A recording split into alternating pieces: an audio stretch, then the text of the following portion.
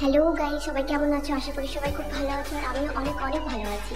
তো আমার চ্যানেলে তোমাদের সবাইকে অনেক অনেক স্বাগত। দেখতেই পাচ্ছি আমরা সবাই রেডি সেডি হয়ে গেছি, টোটোতে বসে আছি। মনে কোশ্চেন হতেই পারে যে আমরা এখন কোথায় যাচ্ছি। তো আমরা এখন যাচ্ছি নবীনগরে ঘুরতে। এবার কোশ্চেন হতে পারে কেন যাচ্ছি। তো আমরা আমাদের বড়দাদের বাড়ি যাচ্ছি।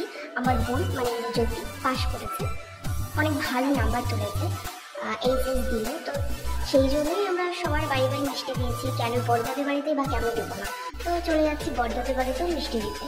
তো দেখতেই পাচ্ছি এই যে ঢুকে গেছি বাড়িতে, সবাই বলে যাচ্ছি এখন বাড়িতে। দেখি বড়দাদু নেই, যার জন্য আসা তিনি নেই। এদিকে যার জেঠি ছিল, জেঠির সাথে দেখা করলাম, তারপরে একটু গল্প গুজব করলাম। তারপরে এই যে আর কি করবো, দাদুর সাথে দেখা হলো না, মনটা একটু ভেঙে গেছিল। তারপরে একটু গল্প গল্প করে আবার চলে আসলাম, টোটোতে উঠছি, বাড়ি যাবো।